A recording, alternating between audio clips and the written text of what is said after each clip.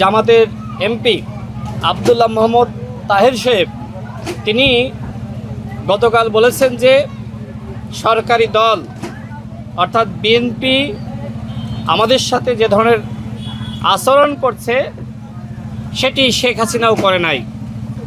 অত্যন্ত নির্লজ্জ এবং এই বক্তব্য ধিক্কারজনক। বিএনপি সরকারকে গুম করছে, খুন করছে, জামাতের নেতাদেরকে ফাঁসি দিচ্ছে। জামাতের লোকজন তো 16 বছর রাজপথে নামতে পারে নাই। আপনারা প্রকাশ্যে জামাতের কোনো কর্মসূচি দেখেছেন?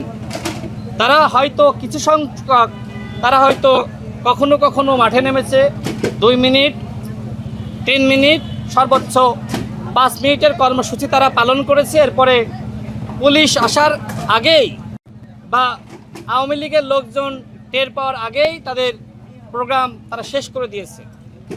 তাদের উপর দমনপীড়ন হয়েছে আমরা জানি, তাদের লোকজনকে গুম খুন করা হয়েছে আমরা জানি, কিন্তু সবথেকে বেশি দমনপীড়ন গুম খুনের শিকার হয়েছে বিএনপি। আজকে বিএনপি সরকার তাদেরকে ভালো রেখেছে, তারা ভালো আছে। সরকারি দলের একজন এমপি আর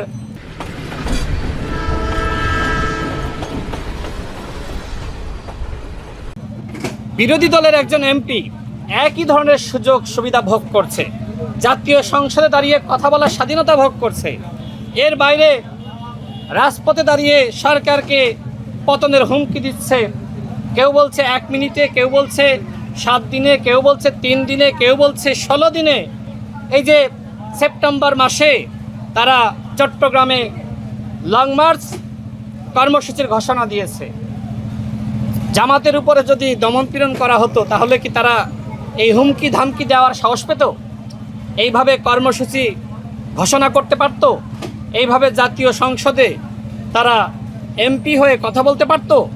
অর্থাৎ আব্দুল্লাহ মোহাম্মদ তাহের সাহেব তিনি জাতির সাথে, জনগণের সাথে বেইমানি করেছেন এই ধরনের আওয়ামী লীগকে নর্মালাইজ করার এক ধরনের বক্তব্য দিয়ে।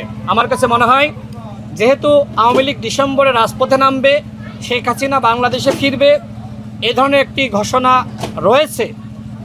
রাষ্ট্রকে অশান্ত করার জন্য সেপ্টেম্বর থেকে জামাত ইসলাম এবং এনসিপি তারা লং মার্চ পালন করবে এবং তারা শেখ হাসিনাকে ফিরে আসার সমস্ত পথ তৈরি করছে।